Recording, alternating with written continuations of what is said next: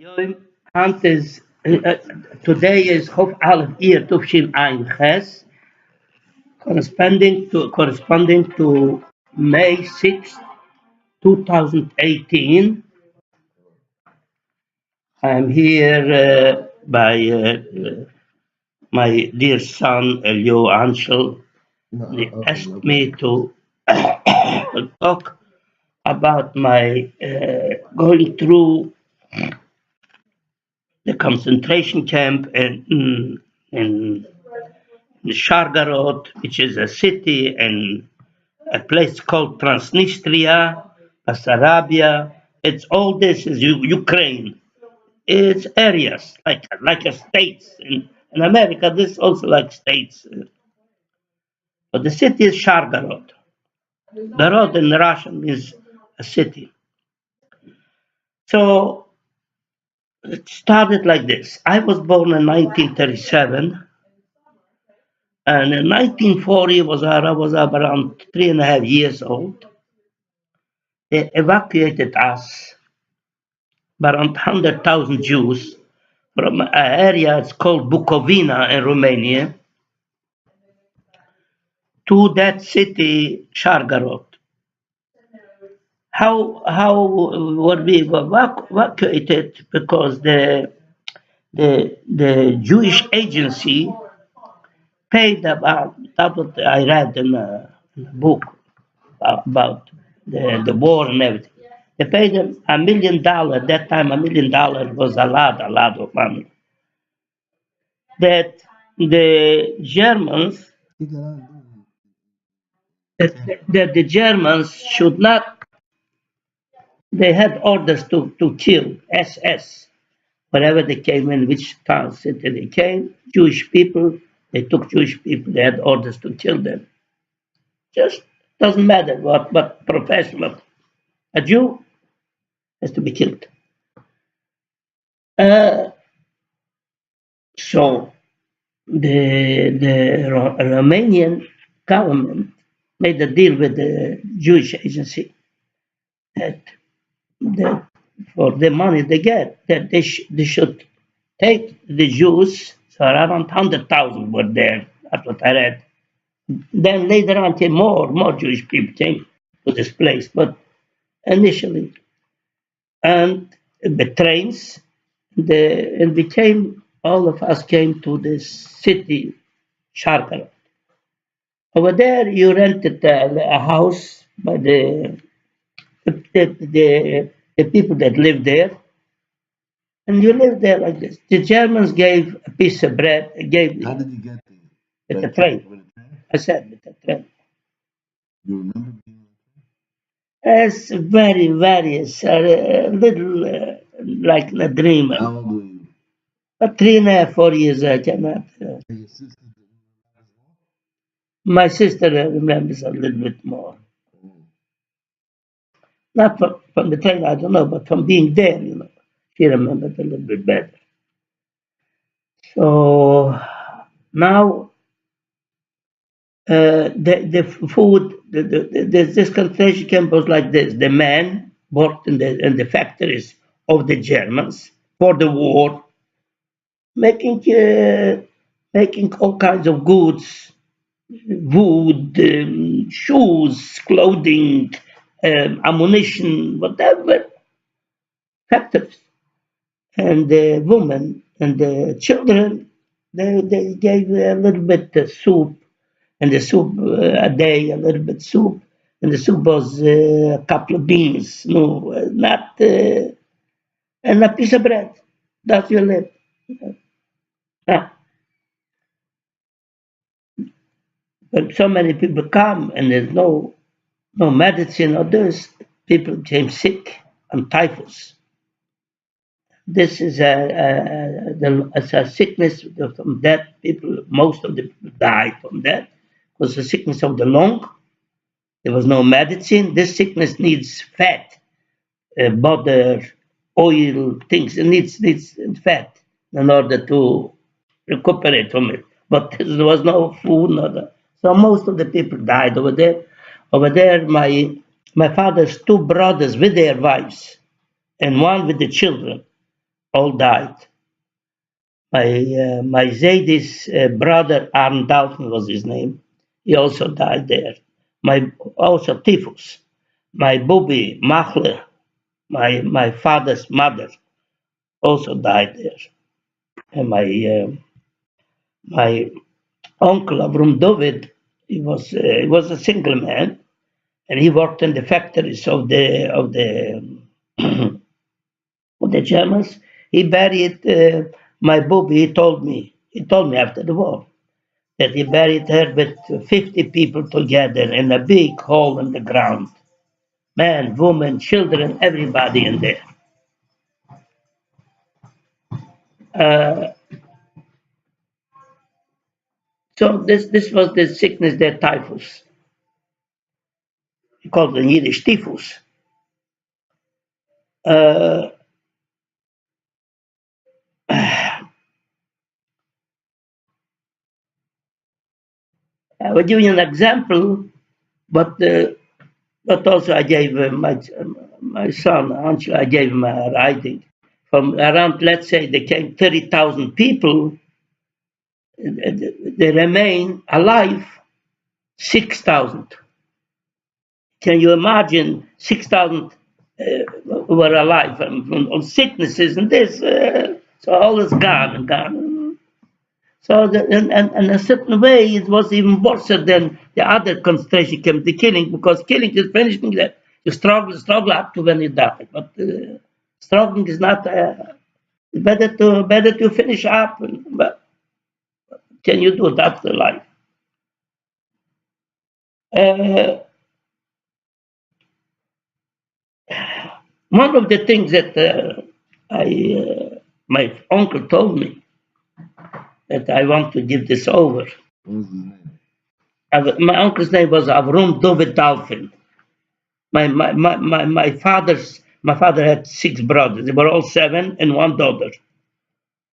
My Zayde Elio Dalfin had 8 children, 7 sons. So this Avram David is one of the younger. My father was a little bit the oldest. He told me a fact that happened with him. He used to work in the factory, but he had tefillin shel yad v'shel rosh. He had the tefillin in his pockets. So every day, like came again, let's say 9, 10 o'clock in the morning or whatever. So he said to the guard that he has to go to the men's room. All right, go ahead, go to the men's room. And then he come back.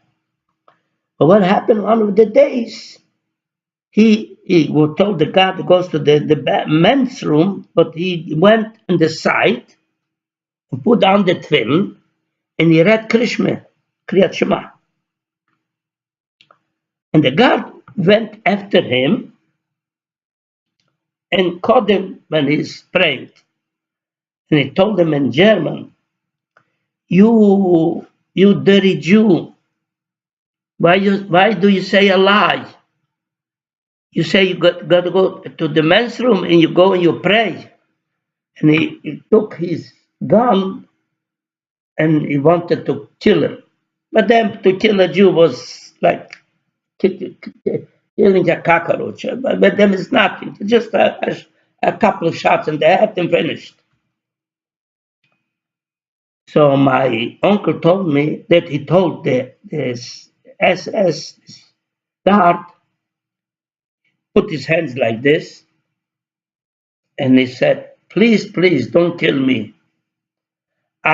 In German, he said to him this, I prayed for me, for you, and for the whole world. I prayed to God. Please, please don't kill me. I prayed to God for me, for you, and for the whole world. Please don't kill me. The guard let him go. This my uncle told me. Um, a lot of my children saw my uncle. They knew him. It's just one of the things to show you that a Yid goes like Mesiras Nefesh to put down tefillin and Hashem helped him. He would kill him like nothing. Now, uh, the one of the things that my mother told me is also interesting to tell this story. I was very sick on typhus, and I was about to die, God forbid. My mother told me this because she said I already threw my head off, like, I was weeks and weeks sick. I was laying in straw, and straw was no bed or this. On the floor, straw, on the straw. My mother put a piece cloth, and I was on the cloth like this, child. So she decided, she sees that I'm already finished almost.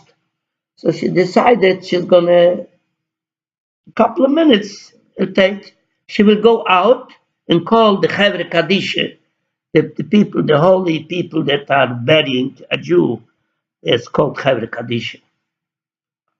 And so they should take me out and bury me in the cemetery. What can she do? I mean,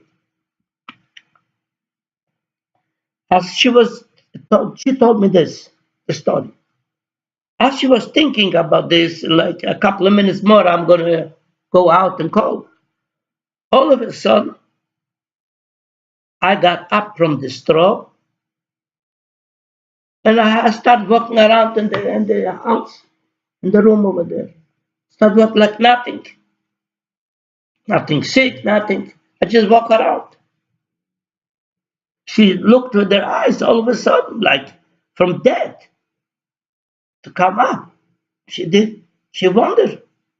And she told me the story. I was around 16 years old in Israel. And my mother told me the story, and she says, and you are, in Yiddish, she said, you, Aaron, you are walking up to now, you're walking from since then when you were 5 years or 4.5 years old. You're still walking. I don't remember it to this. My mother told me. So you have another thing that you can see with your own eyes how somebody, me, I was almost finished, and Hashem wanted me to be alive, like a miracle. She doesn't know what. One more thing with my mother, I'm talking about my mother now. My mother told me, I was small, I don't remember, but my mother told me that that city, Shargarot, about 200 years ago, even more, really, lived over there a big tzaddik. His name was Yankov Yosef. They called him the Toldis. The Toldis. He was a very big. He was a, a student, a disciple, Disciple. a disciple of the Baal Shem Tov. And he was a rov in that city, Shargarot.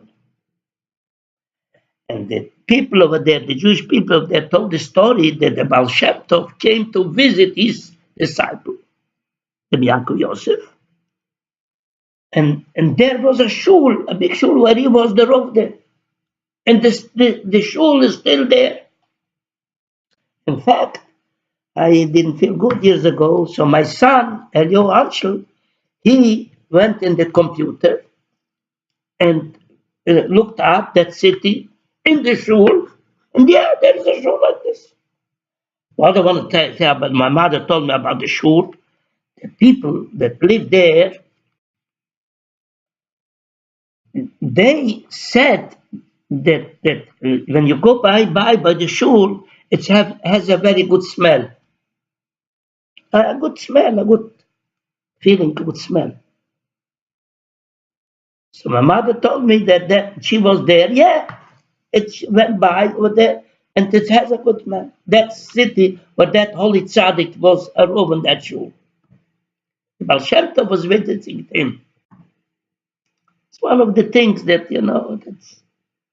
that what my mother told me, and things. Now, uh, when it While being there, I got sick and another sickness of the skin. And I was uh, itching, very bad, itching and itching. There's no medicine, there's no pharmacy, there's nothing. What can you do with it?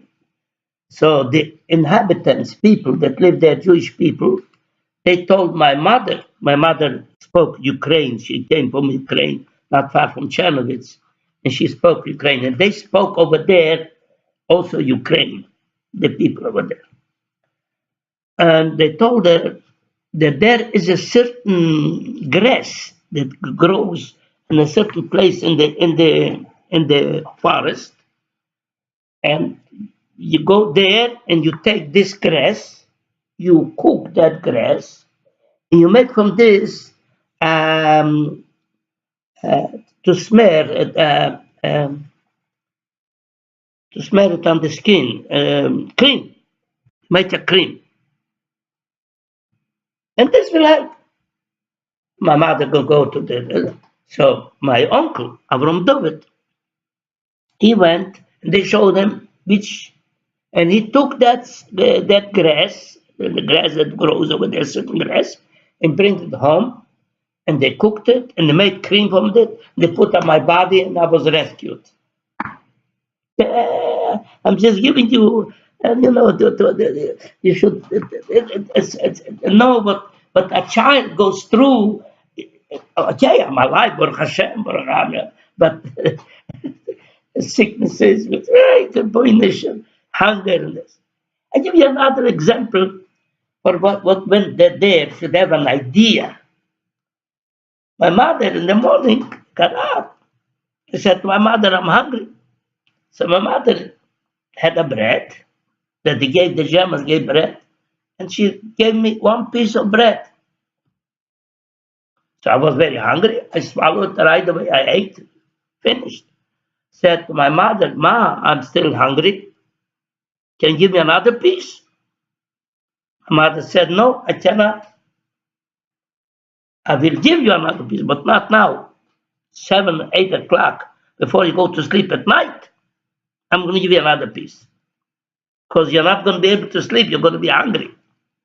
Well, I said to my mother, Ma, I'm still hungry. How can I go like this hungry?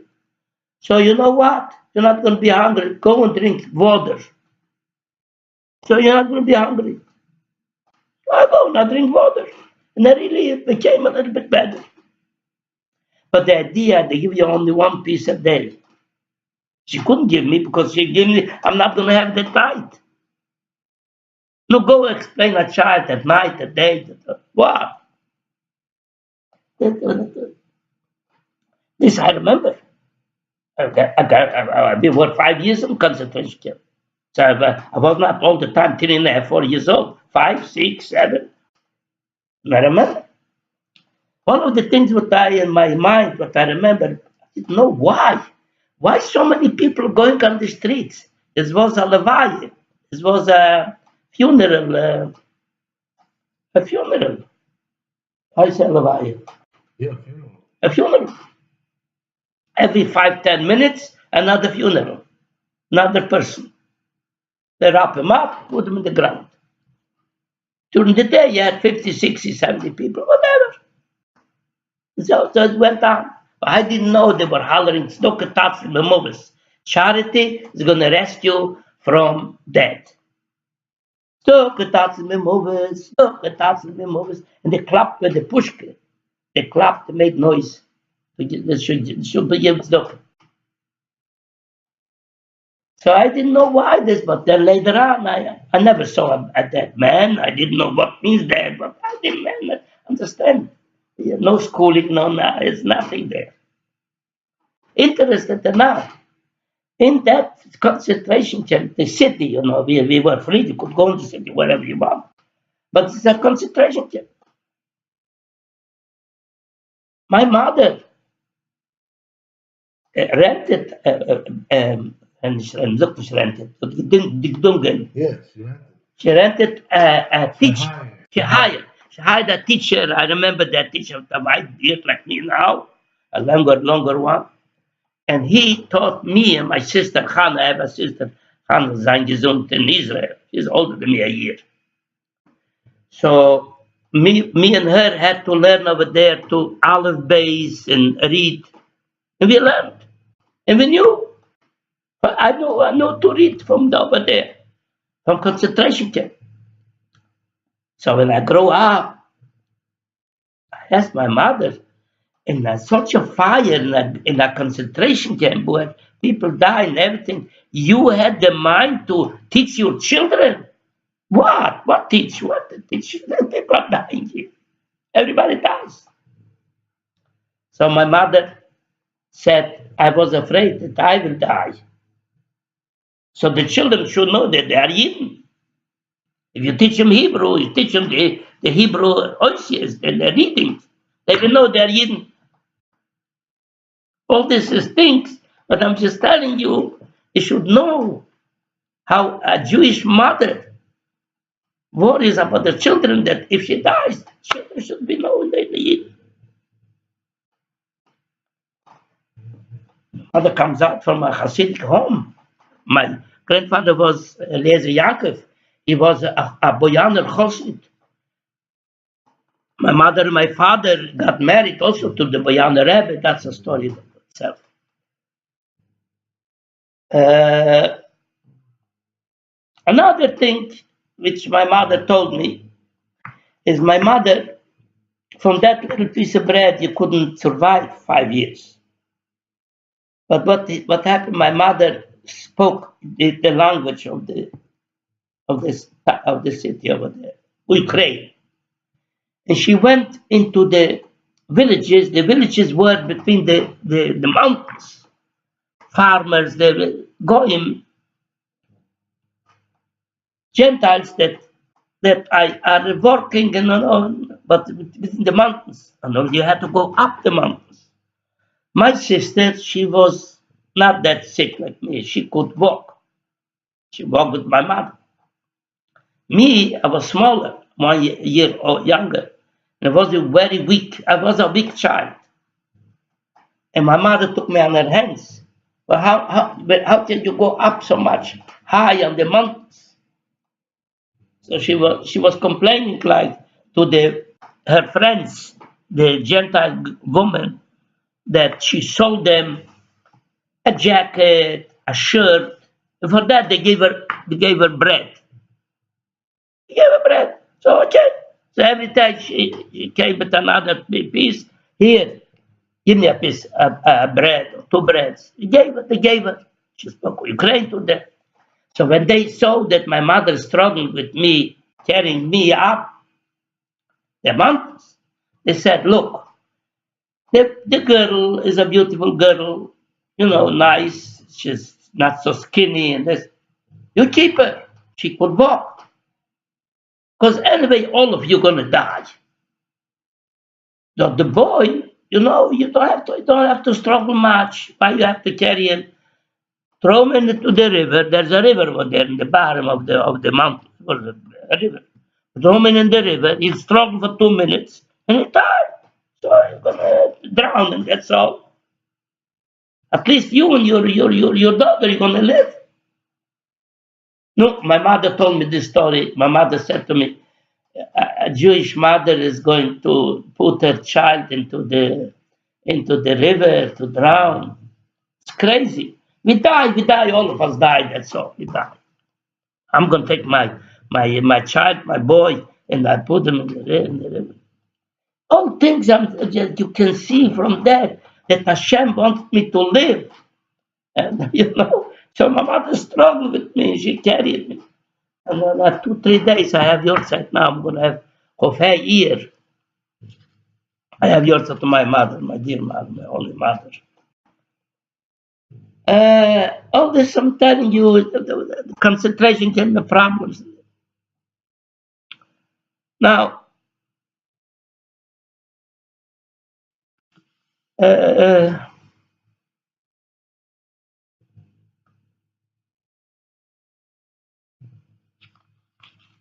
uh, but from 6, 7, and 8 years old when I was in concentration camp. I remember. So I remember my mother said something that tomorrow we gonna go to the train. We're going back from where we came. I didn't remember from where I came. I thought I'm born in the concentration camp. I don't know what born means. I don't know. I didn't know anything.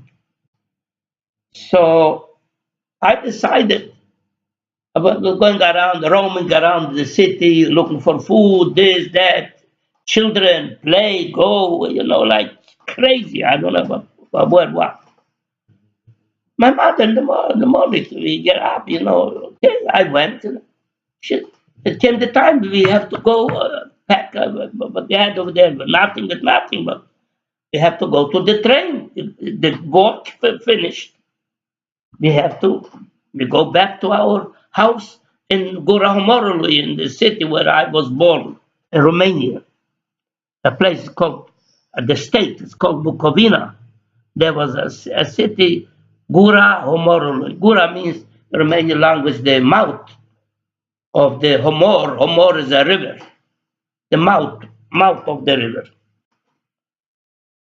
I'm not there. So my mother went out and looked for me here, there. No, she don't find me. How can she go back without me? So my uncle and my mother and neighbors and the whole city was not the biggest city, but was a city. Thousands of people in it. And looked for me, but finally they found me by the end of the city someplace with another two, three boys going around. It was a terrible thing. My mother didn't know what to do. To leave me there, yeah, the train is going, it's not train around here. The trains are timing is there. Well, what are you going to do? It's thousands of people. It's not me only. For my mother, was thousands of people. Old, young, children. One episode that I always tell, the Jewish agency arranged, and the thousands of people were there, for 6,000 young children, boys, girls, to take them, instead to die there, to take them to Israel. Palestine that time it was. So they arranged two boats. Each boat took in 3,000 youngsters, Jewish, all Jewish, to Palestine. Now, the Britons, they made a blockade on the immigrants that wanted to go into Palestine, to Israel. And they went so far, the Britons, beautiful, good English people, right? Here you'll hear it. They put mines on the ground of the ocean. So when the boats are coming, they exploded. So there were, uh, but at the beginning I said that my father's two brothers and their wives, and one of them with the two children, a boy and a girl, his name was Yeshia. Yeshia. They all died there. But Itzik, my father had a brother. His name was Yitzchok. Itzik. Itzik had also a wife. Itzik and his wife died from typhus. But they left two boys. Two boys. Their age was that time around 14, 15, 16, or 17, and they're around there. And they were also on one of the boats from the 3,000 boats in one boat and another boat. The first boat had to go to come to Israel, or then before Haifa, before exploded, and all 3,000 boys went into the ocean, drowned. All 3,000. The second boat where my cousins were, the two cousins, Chaim and Shir, that's what name was, Chaim and Shir,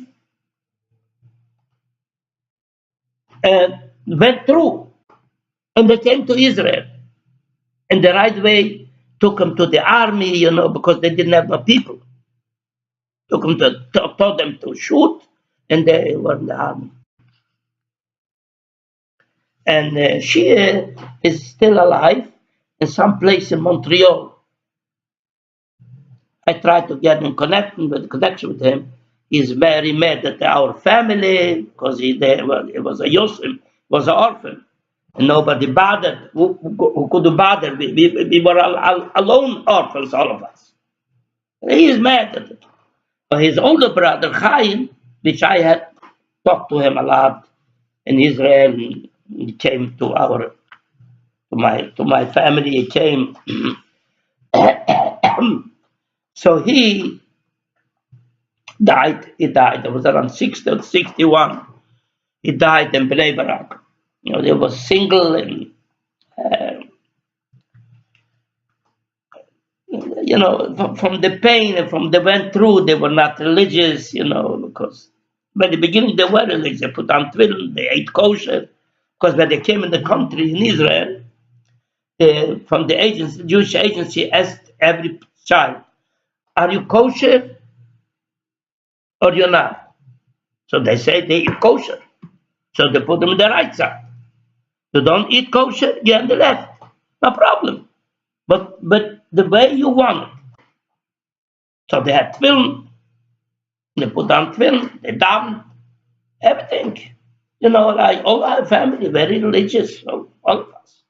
Didn't wear beards, but Shabbos, kosher, Yom Kippur, Pesach, all the things, 100%. God forbid. So this is one of the things I want to tell you, how when we came out, we're still alive. Miracles of Hashem. Hashem made a miracle. Don't see it right away, but later on, when I tell the story.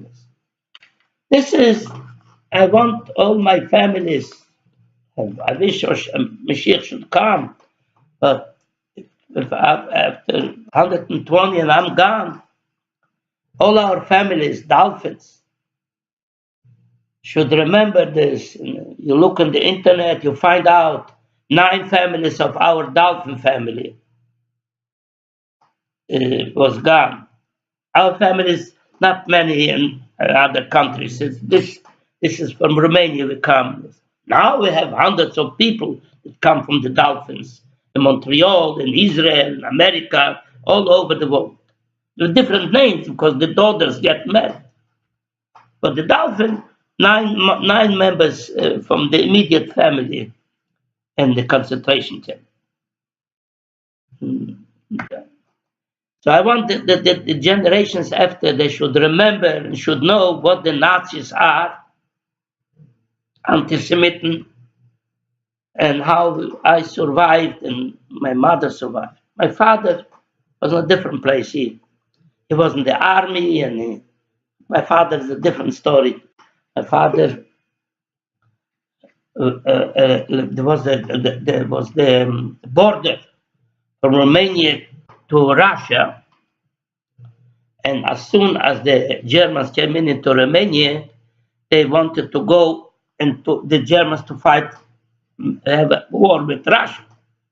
So my father had a gun and was in the army, in the Romanian army. He decided he doesn't want to fight. He went through the border, a deserter.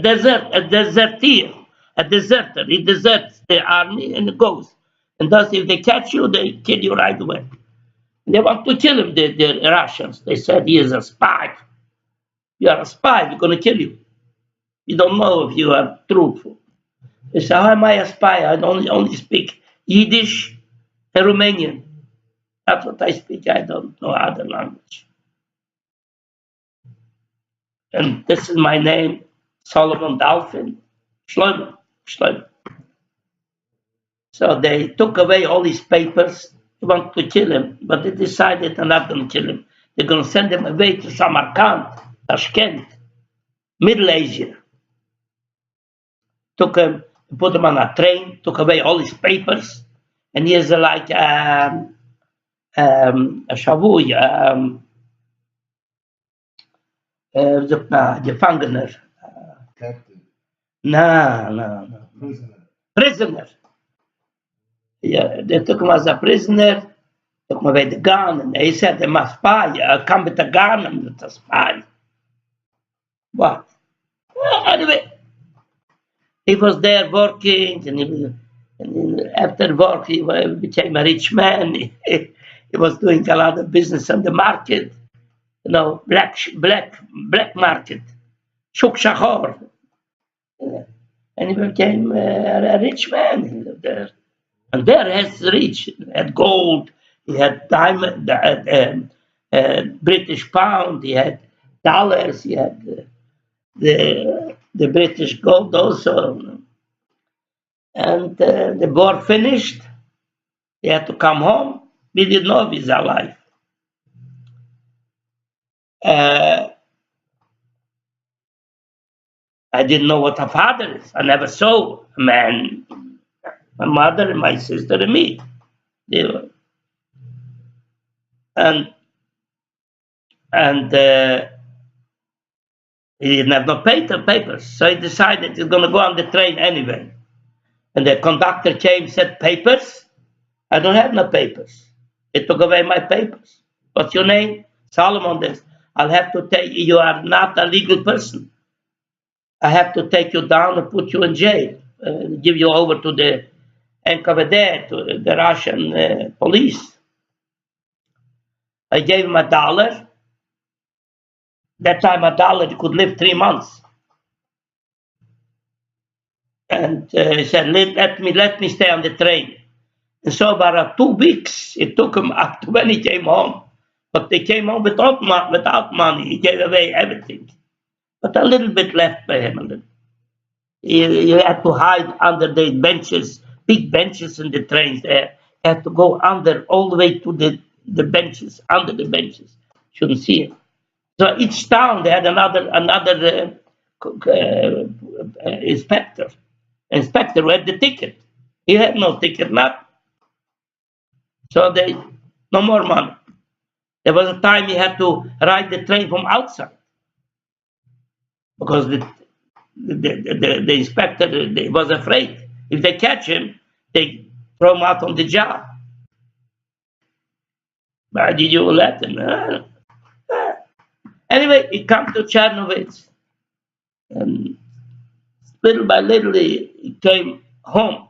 From Chernovitz, it's 150 kilometers probably to or more to our city where we are.